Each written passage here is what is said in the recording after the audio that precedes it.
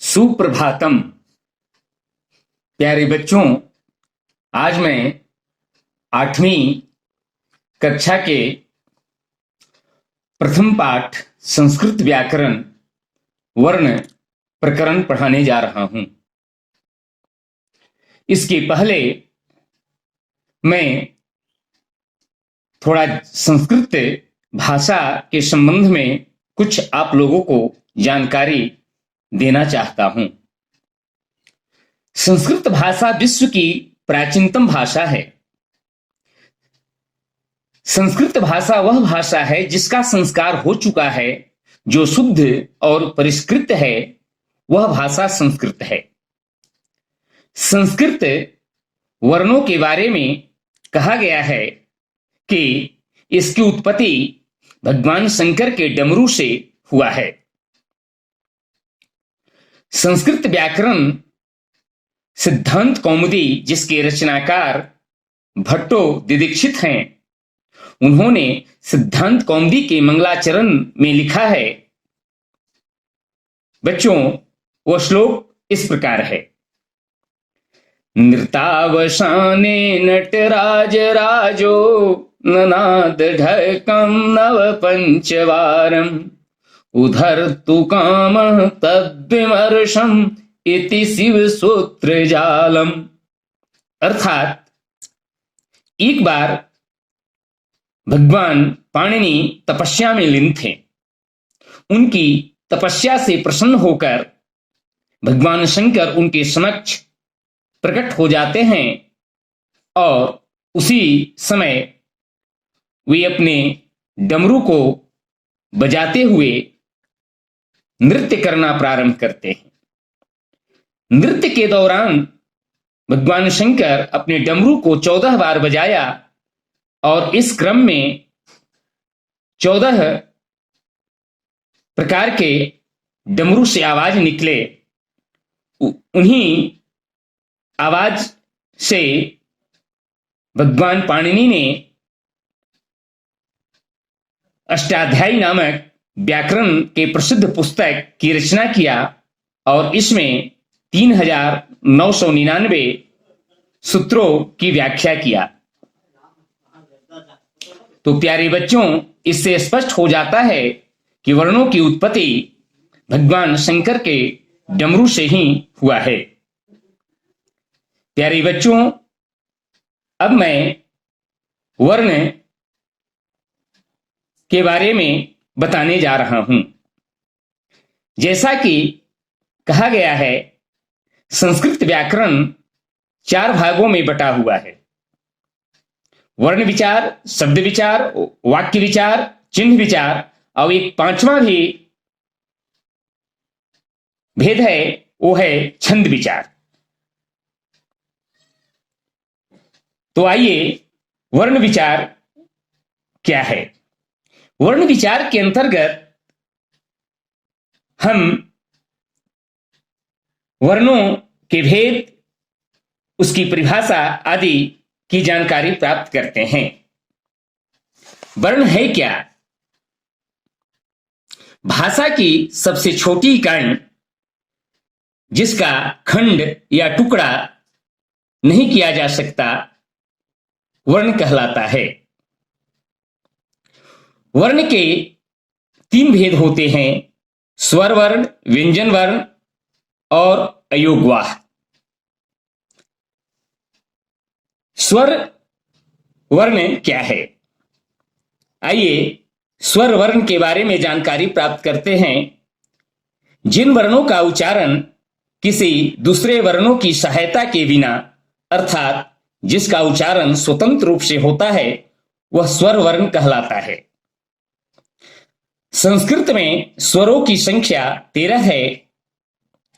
स्वर को 2 भागों में बांटा गया है: हर्ष स्वर, दीर्घ स्वर। ऐसे तीसरा भाग भी है जिसका नाम है प्लुत स्वर, लेकिन प्लुत स्वर के बारे में अभी हम लोग जानकारी प्राप्त नहीं करेंगे। ह्रस्व। ह्रस्वर 5 हैं: अ, ह्रस्वी, ह्रस्व, ह्रस्व, री और लृ। इसे मूल स्वर भी कहा जाता है। दूसरा, दीर्घ स्वर जिसके उच्चारण में 2 मात्रा का समय लगता है उसे दीर्घ स्वर कहते हैं। इसकी संख्या 8 है। आ, दीर्घी, दीर्घो, दीर्घरी, ए, ओ। प्लुत स्वर जिसके उच्चारण में 3 मात्रा का समय लगता है वो प्लुत स्वर कहलाता है। इसका सबसे अच्छा उदाहरण ओम अक्षर है जो 3 अक्षरों से बना है, अ, उ और म। अ का अर्थ होता है ब्रह्मा, उ का अर्थ होता है उमेश अर्थात विष्णु, म का अर्थ महेश जिसका मतलब हुआ भगवान शंकर। कहने का भाव यह है कि ओम अक्षर में ब्रह्मा, विष्णु और महेश तीनों देवताओं का वास होता है। प्यारे बच्चों, अब मैं के बारे में जानकारी दे रहा हूं। जिन वर्णों का उच्चारण स्वरों की सहायता के बिना नहीं हो सकता, अर्थात जिसका उच्चारण स्वरों की सहायता से होता है, उसे व्यंजन वर्ण कहते हैं। व्यंजन वर्णों की संख्या 33 है। व्यंजन वर्ण को भी 3 भागों में बांटा गया है: स्पर्श व्यंजन, अंतस्थ व्यंजन और उष्म व्यंजन। अब स्पर्श व्यंजन के अंतर्गत क से लेकर म तक के वर्ण आते हैं जो वर्गों में विभाजित है, जैसे कवर्ग क ख ग घ अंग, चवर्ग च छ ज झ इय, टवर्ग ट ठ ड ढ अण, तवर्ग त थ द ध न, पवर्ग प फ ब भ म। यानी स्पर्श व्यंजन 25 हैं। दूसरा, अंतस्थ व्यंजन। इसके अंतर्गत 4 वर्ण आते हैं: य, र, ल और व। उष्म व्यंजन, इसके अंतर्गत भी 4 वर्ण आते हैं: तालाब्य श, मूर्धन्य श, दंस और ह। इस प्रकार व्यंजन वर्ण के संबंध में हम लोग जानकारी प्राप्त किए। अब आगे अयोगवाह। अयोगवाह क्या है?